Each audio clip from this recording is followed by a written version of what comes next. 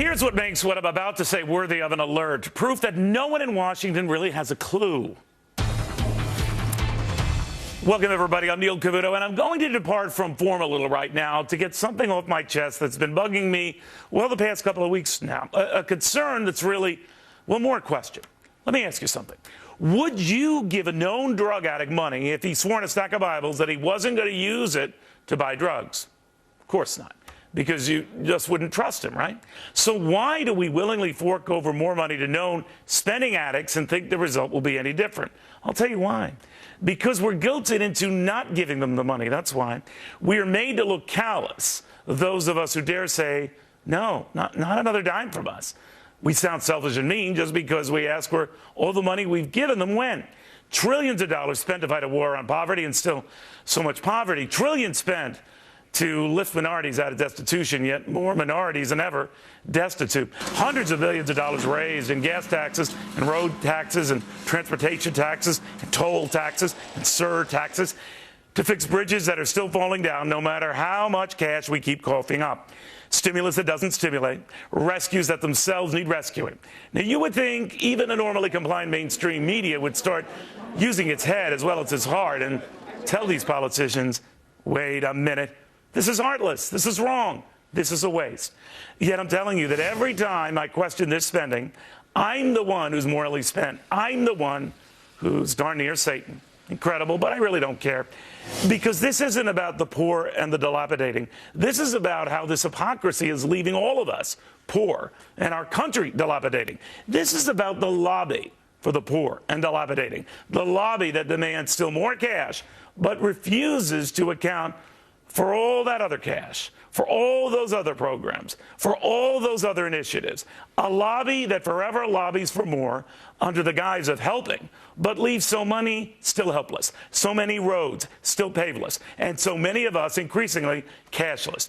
You ever wonder where is the lobby for us? The folks who pay the bills but see so few results. The folks whose hearts are very big but whose wallets now are very much bus. The folks who are made out to look like creeps. If we dare ask, what happened to all the cash? Why is it inhuman to question throwing good money after bad, but humane when you keep demanding still more money and everything stays bad? Don't you find it rich, the politician who takes offense to anyone who dare ask, what about the poor? What about all that money spent on the poor? Why are they still poor? Why are there more poor? And what about those potholes that never get fixed? And those bridges that never get repaired? Take it from me, it is lonely asking these questions, but think about that drug addict asking for the dough. Are you helping him, giving him more money just so he could shut up? Or are you compounding the problem because you know he'll be back to hit you up?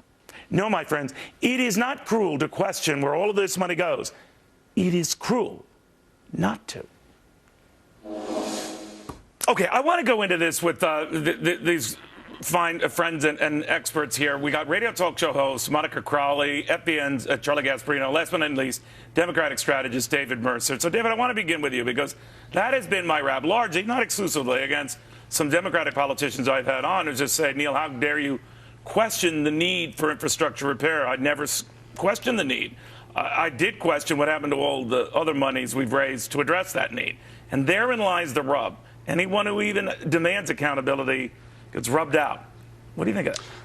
Well, I don't think, I think accountability is something that we should all be held to, and but people are. David. As we're here talking, as we're here talking today, as to where is the money going and where's the state of the economy, and is it being appropriated accordingly to improve our economy?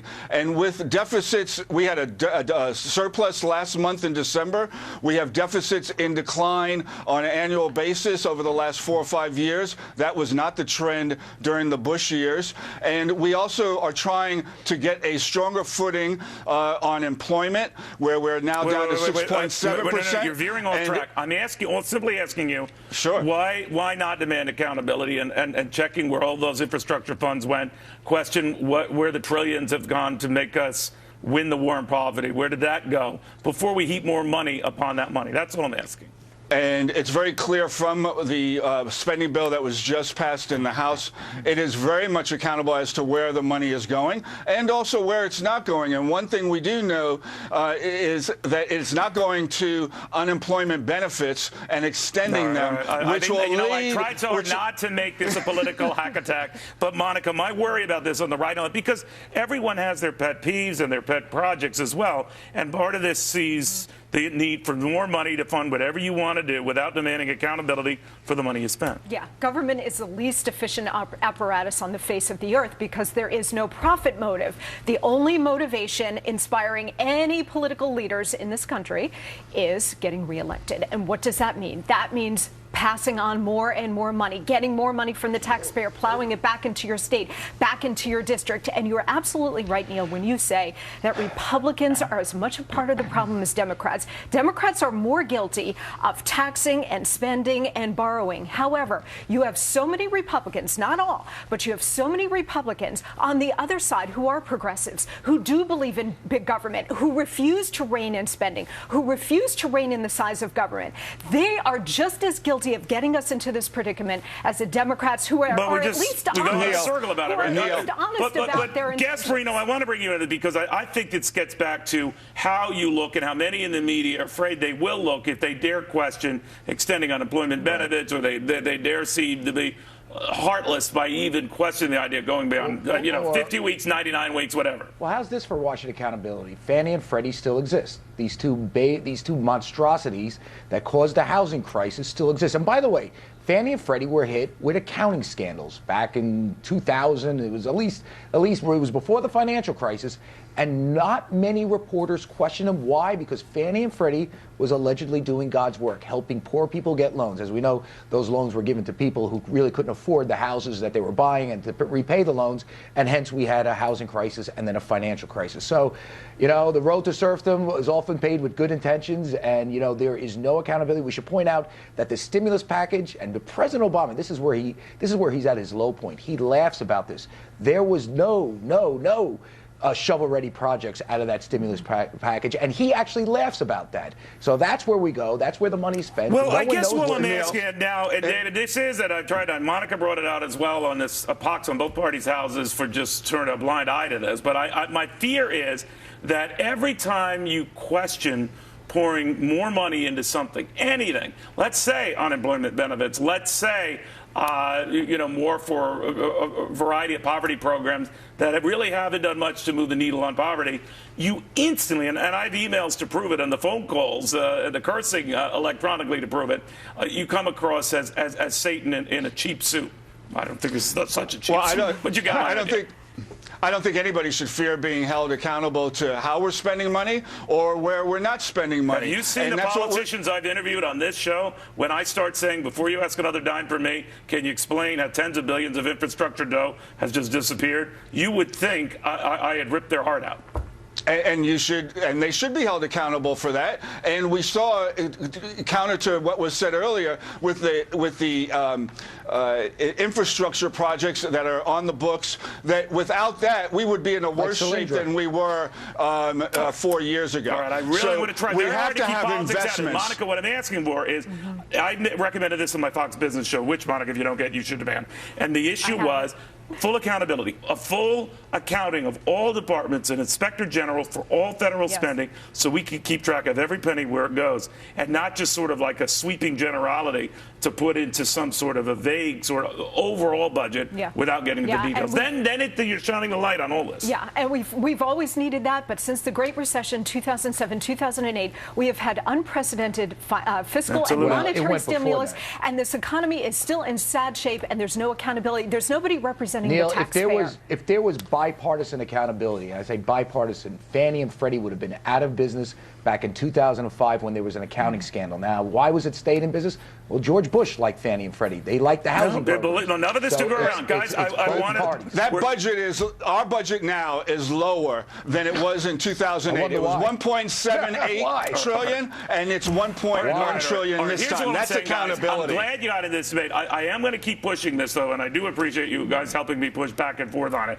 But it really comes back to this, folks. It is your money, and I am the money guy here at Fox, and there's nothing really magic to what I do. It's money in, money out for me. I see a lot of money going out, and I can't explain it. I can't track it, and when I have trouble tracking, I'm pretty good at this stuff. You are in deep doo-doo. And Herman Cain says it's really no way to run a business, let alone a country.